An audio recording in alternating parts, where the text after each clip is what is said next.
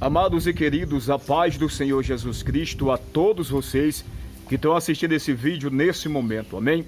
Vamos ler comigo Mateus capítulo 7, a partir do versículo 15, que está escrito assim: Acautelai-vos, porém, dos falsos profetas, que vêm até vós vestidos como ovelhas, mas interiormente são lobos devoradores. Verso 16: Por seus frutos conhecereis. Porventura colhem-se uva dos espinheiros, ou figo dos abrolhos? Verso 17: Assim toda árvore boa produz bons frutos, e toda árvore má produz frutos maus. Verso 18: Não pode a árvore boa dar maus frutos, nem a árvore má dar frutos bons. Verso 19: Toda árvore que não dá bom fruto, corta-se e lança no fogo. Verso 20: Portanto, pelos seus frutos o conhecerei. Verso 21: Nem todos que me diz Senhor, Senhor, entrará no reino dos céus, mas aquele que faz a vontade do meu Pai que está nos céus. Verso 22: Muito me dirão naquele dia, Senhor, Senhor, não profetizamos nós em teu nome, e em teu nome não expulsamos demônio, e em teu nome não fizemos muitas maravilhas? Verso 23: Então lhe direi abertamente: Nunca vos conheci.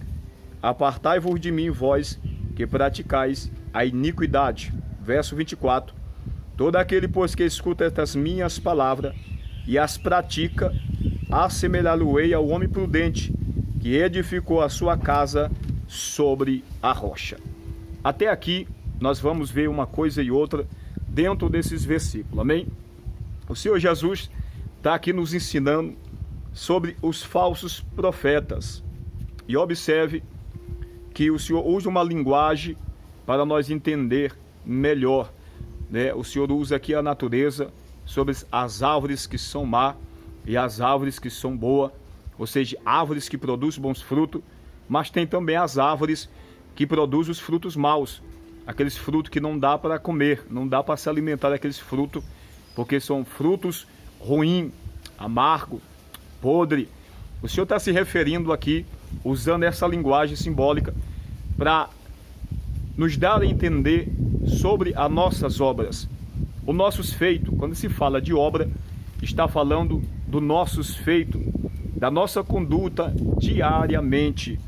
E observe, meu querido, eu quero chamar a atenção aqui, primeiramente para a minha vida. Eu sou um ministro de Deus para a glória do nome dele, pela graça e a misericórdia, né? E eu creio que pessoas que entregaram a sua vida para Cristo, que ministra a sua palavra, que faz a obra de Deus, todos que estão em Cristo Jesus, de alguma forma, eles e elas fazem a obra do Senhor. É um ministro, é uma ministra do Evangelho, né? De alguma forma está ali envolvido na obra.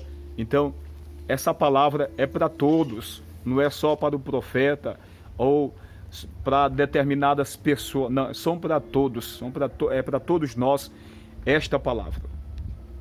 E o que chama atenção aqui é o versículo 22, muito me dirão naquele dia. Aqui está a primeira revelação desse texto. Que dia? Quando fala naquele dia, está se referindo ao juízo do trono branco naquele grande dia, pois os que morrerem sem Cristo, eles não serão ressuscitados na vinda do Senhor, mas eles ficarão para a segunda ressurreição. Isso está escrito em Apocalipse capítulo 20, o versículo 5. Mas os outros mortos não reviveram até que se acabaram os 1000 anos. Os que vão ressuscitar, ou seja, os que estão no pó da terra, na ocasião da vinda de Cristo, são aqueles que foram fiéis, que viveram a vida dentro da palavra de Deus, que viveram a vida em fidelidade à palavra e os mandamentos do Senhor. Esses ressuscitarão. Então, o versículo 22 está tratando disso. Muito me dirão naquele dia, ou seja, haverá um questionamento, o porquê disso, o porquê daquilo. Eu fiz isso, eu fiz aquele outro, né? Eu trabalhei na obra, estive na tua presença, proclamei o nome de Jesus, mas isso não é o suficiente. Nós falarmos que nós somos crente e que nós estamos na igreja todos os cultos, que nós oramos, que nós jejuamos e que nós lemos a Bíblia, tudo isso faz parte da vida de um servo e de uma serva de Deus em Cristo Jesus. Porém, isso não é o suficiente, mas sim praticar a palavra. Praticar a palavra. Não somente o seu instrumento na mão de Deus, subir no altar, pregar, pois o Senhor está falando exatamente disso. E quando aqui há este questionamento, muitos me dirão: Senhor, Senhor, como está escrito aqui, Senhor, Senhor, não profetizamos nós em teu nome? O que significa profetizar? Se nós formos para capítulo 14 de 1 Coríntios, o versículo 3, você vai saber o que significa profetizar. Vamos lá comigo. 14, 3, 1 Coríntios está escrito assim: mas o que profetiza, fala aos homens para edificação, exortação e consolação. Então profetizar é pregar a palavra de Deus, é ensinar. Amém? Profetizar é ensinar, pregar, falar aos homens da palavra de Deus, que serve para edificação, exortação e consolação. A palavra de Deus traz esses três princípios. Amém? Edificação é crescimento, exortar é o Senhor, aconselhar, é animar. Amém? E consolar os corações contrito, triste, abatido. Por isso, a Bíblia se refere ao Espírito Santo também como o Consolador, porque ele nos consola. Então, entendemos que profetizar é isso, é falar de Jesus aos homens. Amém? Então, muitos dirão naquele dia: Senhor, profetizamos no teu nome, ou seja, eu estive pregando a tua palavra, estive nos altares, estive nas igrejas, porém isso não é o suficiente. Segue dizendo o texto o seguinte: em teu nome expulsamos demônio. Tudo isso aqui é atos, né, que o Senhor dá. Uma vez que nós entregamos a nossa vida para Jesus, nós passamos a receber esta autoridade dos céus, e por intermédio dos dons espirituais, amém? O Espírito Santo de Deus, ele opera na vida do homem por intermédio dos dons espirituais. Uma coisa é o Espírito de Deus fazer morada na minha vida e na sua vida, mas o Espírito de Deus, ele opera sem estar no homem, através dos dons espirituais. Amém? Então nós vemos aqui que tais pessoas, naquele grande dia, ele vai usar esse ponto para questionar a Deus. Como dizer: no teu nome nós profetizamos, no teu nome nós expulsamos demônio, e no teu nome operamos, fizemos muitas maravilhas, ou seja, sinais, cura, pessoas sendo curadas de câncer, pessoas sendo curadas de doença, pessoas sendo transformadas pela oração. Porém, tudo isso são sinais que se opera por intermédio dos dons dado pelo Espírito Santo de Deus. O Espírito Santo de Deus, para usar uma pessoa, não precisa estar na pessoa. Ele usa a pessoa de fora. E vamos ler isso aqui em Mateus capítulo 16. Mateus capítulo 16, a partir do versículo 16, que está escrito assim, vamos ler, 16 e 17. Mateus capítulo 16, o versículo 16 e 17 está escrito assim: e Simão Pedro respondendo disse: tu és o Cristo, o Filho do Deus vivo. Verso 17. E Jesus respondeu e disse-lhe: bem-aventurado és tu, Simão Bajonas, porque não foi carne nem sangue quem te revelou, mas meu Pai que está no céu. Nesse momento, os discípulos ainda não tinham recebido o Espírito Santo, como está escrito no livro do Evangelho de João, capítulo 7, o versículo 37 e 38 e 39, que está escrito: no último dia, o grande dia, Jesus se levantou e clamou: quem tem sede, que venha a mim beba.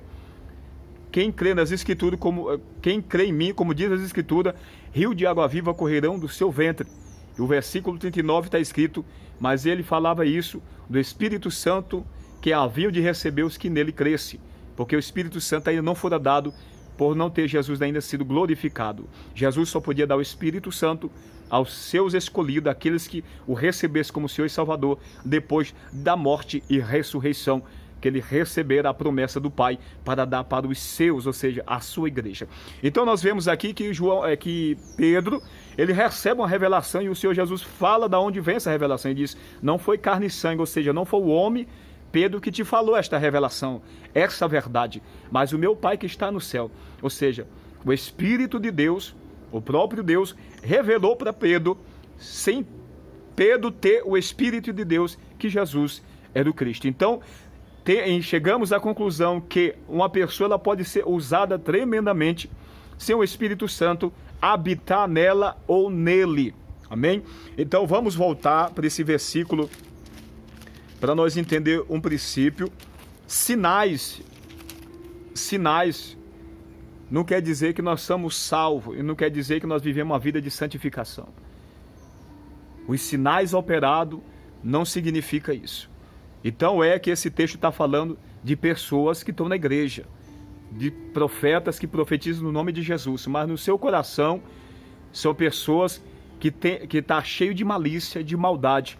Como diz no versículo 15 do capítulo 7 de Mateus, exteriormente eles são como ovelhas, né? Mas há uma cobertura, há uma capa onde a pessoa está escondido de trás do pecado. Quantos neste momento, meus queridos, estão em cima dos altares no adultério, estão em cima dos altares em fornicação, né? Envolvido no sistema de dinheiro, lavagem de dinheiro, vivendo e traindo a sua esposa e vice-versa, vivendo uma meia-verdade, e são usados pelos dons que Deus deu outra hora. E as pessoas que neste momento faz isso, na sua maioria são pessoas que outra hora Deus levantou e viveu por um tempo fiel na presença de Deus, mas na sua trajetória viu a oportunidade no Evangelho de se dar bem, de se enriquecer, de ser visto na mídia, e assim o diabo corrompeu.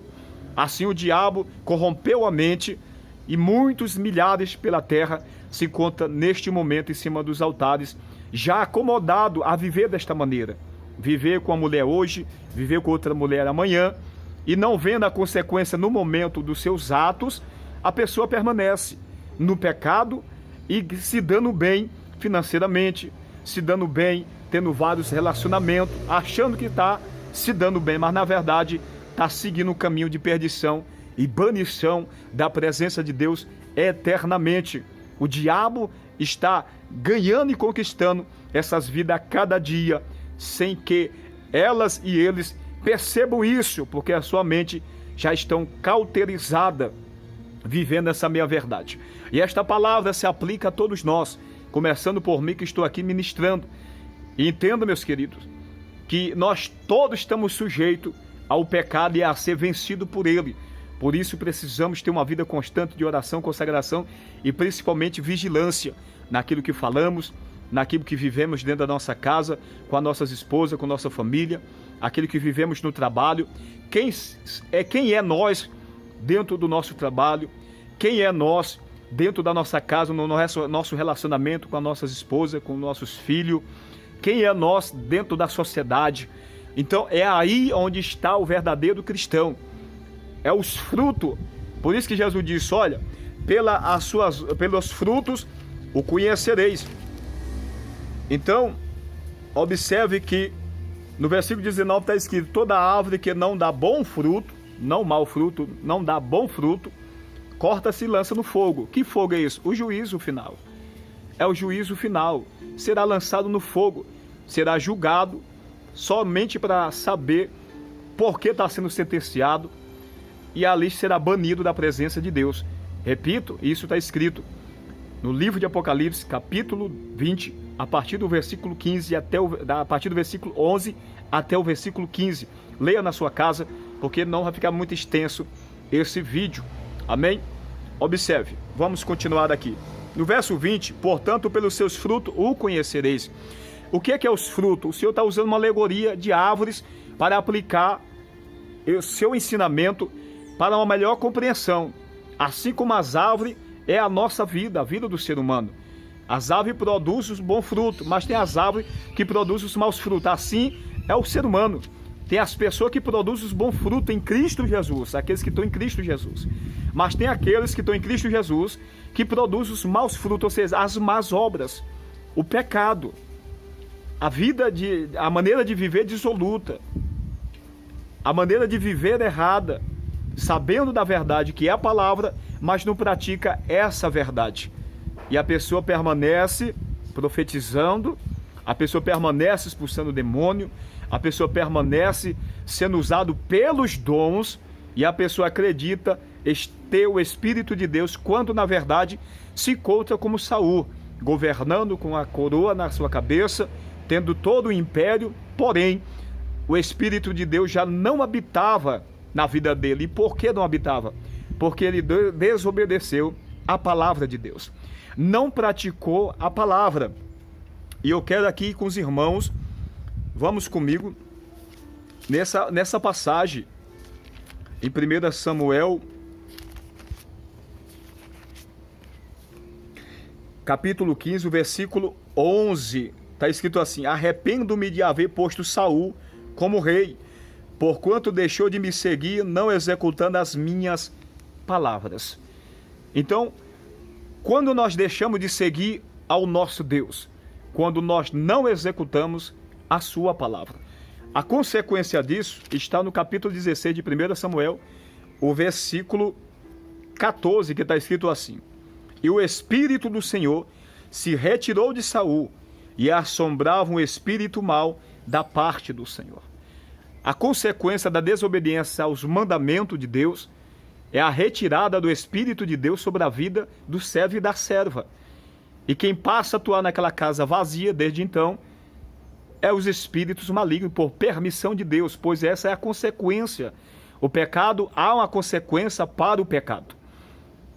Há uma consequência para o pecado, não erreis, porque Deus não se deixa escarnecer, ou seja, não se deixa enganar, porque tudo que o homem semear, isso também ceifará. Porque o que semeia da sua carne, da carne ceifará corrupção, mas o que semeia do Espírito ceifará a vida eterna. Isso está escrito em Gálatas capítulo 6, o versículo 7 e 8. O semear da carne nos conduzirá à destruição eterna, mas o semear no Espírito nos conduzirá à vida eterna. Então nós podemos fazer essa escolha. Amém, meus queridos? Então vamos voltar aqui. Observe que o versículo 24 de Mateus 7: todo aquele, pois, que escuta essas minhas palavras e as pratica, assemelhá-lo-ei ao homem prudente que edificou a sua casa sobre a rocha. Quem é a rocha? É Jesus. O que aqui significa Jesus? Jesus é o verbo, é a palavra de Deus. Ele é o nosso fundamento. A palavra, ela é viva. Edificarei a minha igreja sobre esta rocha. Mateus 16, o versículo 18. Então, edificar a nossa casa, nós somos casa, sobre a rocha. Jesus está usando a linguagem simbólica que o povo na época, a cultura judaica, eles entendiam que Jesus estava falando. Jesus está usando o princípio físico que o povo costumava e vivia essa prática de construir as suas casas sobre rocha. Então Jesus usa essa linguagem para aplicar este princípio, este ensinamento. Amém? Então nós somos casa e Jesus é a rocha. Jesus é a palavra. Então a minha vida tem que estar em conformidade à palavra de Deus. A sua vida tem que estar em conformidade à palavra de Deus. Não basta apenas nós ser usado, porque usado são dons. Dom de profecia, dons de línguas, né? Dom de curar, dom de operação de maravilha. Isso tudo está em 1 Coríntios, capítulo 12, a partir do versículo 1, você pode ir no lá, está lendo sobre os dons espirituais, que é nos concedido pelo Espírito Santo de Deus para uma finalidade. Qual a finalidade? Edificação da igreja, para benefício do reino de Deus. Amém? Então observe, ouvir e praticar. Então a iniquidade, o que é a iniquidade? A iniquidade, ela acontece na nossa vida quando nós recebemos Cristo, passamos a andar com o Senhor, porém nós pregamos, estamos indo para a igreja, lemos a Bíblia, oramos, consagramos, porém nós não praticamos a palavra. A resposta está no versículo 24. Todo aquele, pois, que escuta essas minhas palavras e as pratica, ou seja, escuta e as pratica. Então, no capítulo 23, o 1, 2 e o 3 de Mateus ainda nós vamos ler para nós entender melhor. Mateus 23, versículo 1, 2 e 3 está escrito: então falou Jesus à multidão e aos seus discípulos, verso 2, dizendo: na cadeira de Moisés estão assentados os escribas e fariseus. Verso 3 é onde eu quero chegar. Observai, pois, e praticai tudo o que vos disserem. mas não procedais em conformidade com as suas obras, porque dizem e não praticam.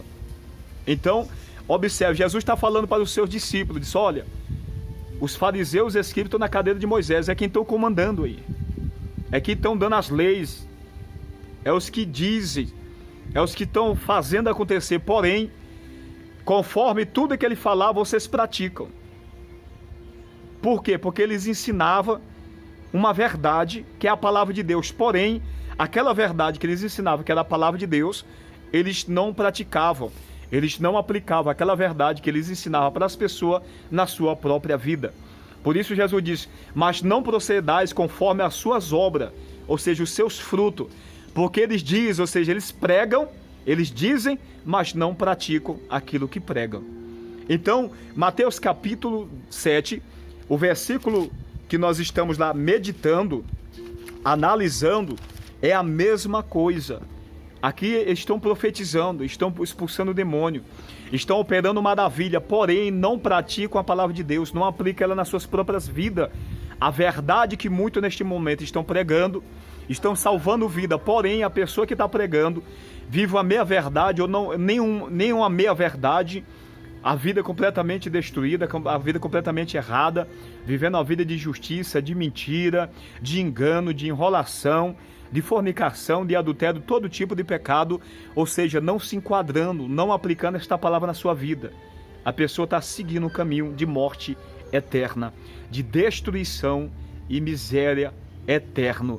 Meus queridos, você que está assistindo esse vídeo, que talvez se encontra desta maneira, que Deus tenha misericórdia da tua vida. Não deixa Satanás te enganar. Não deixa o adversário tirar aquilo que é mais precioso de você, que é a tua vida eterna, que é o maior galardão que o ser humano pode receber em Cristo Jesus, é a vida eterna. Não há bem mais precioso, não há bem mais glorioso do que a vida eterna. Não deixa o diabo te enganar com coisas passageiras. Não deixa o diabo corromper a tua mente com as coisas que passam, o dinheiro passa. As mansões, casas lindas, carro, riqueza, tudo é concernente a este mundo, a traça e a ferrugem vai consumir. Tudo passa. Mas a salvação, ela é eterna. Mas o sofrimento também, ele é eterno. Quero ler aqui mais um versículo. Romanos capítulo 2, o versículo 21, que está escrito assim. Vamos ler. Tu, pois, que ensina a outro, não te ensina a ti mesmo. Tu que prega que não se deve furtar, furta. Ou seja, a pessoa está pregando a verdade. Qual é a verdade? Não furtarás. Aqui está um mandamento, dos 10 mandamentos diz: não furtarás. Mas a pessoa que está pregando não furtarás, ele mesmo está furtando. Isso é terrível. Observe. Então, tu que ensina aos outros, ensina o quê? A palavra de Deus, a verdade. Não te ensina a ti mesmo, ou seja, não aplica esse ensino na sua própria vida. Verso 22. Tu que diz que não se deve adulterar, adulteras. Aqui está mais um mandamento dos 10 mandamentos: não adulterarás. A pessoa está ensinando a palavra de Deus, e um dos mandamentos: não adulterarás.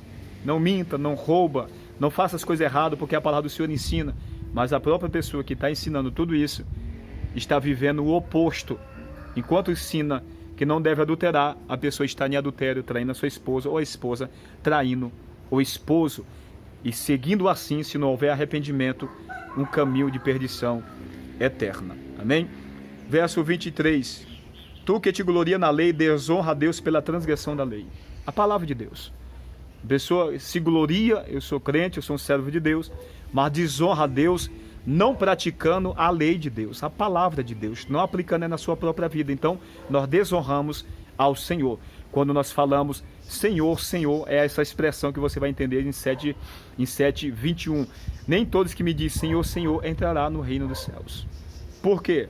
Porque falamos de Jesus, mas desobedecemos a palavra do Senhor. E desobedecendo a palavra do Senhor, nós estamos falando e adorando a Deus em vão. Verso 24. Porque como está escrito, o nome de Deus é blasfemado entre os gentios por causa de vós.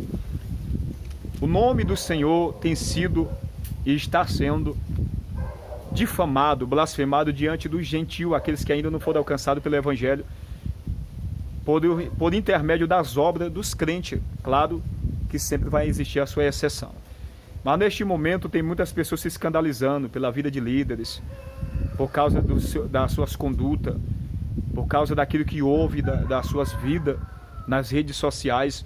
Quantos milhões e milhares pela terra não têm se escandalizado por ouvir testemunho de líderes, pregadores, homens renomados, que Deus o levantou outra hora, mas que na sua trajetória se corrompeu e se encontra neste momento numa situação difícil. Mas eu creio no Deus que nós servimos, no Deus que traz o arrependimento ao coração do homem. Claro é se o homem reconhecer que precisa desse arrependimento. Claro é se o homem entender que precisa de mudança, que precisa sair dessas cadeias, dessas prisões da iniquidade e voltar a pregar a verdade e viver esta verdade que nos conduzirá à vida eterna. Amém? Que Deus vos abençoe poderosamente a todos vocês. Fica na paz de Cristo.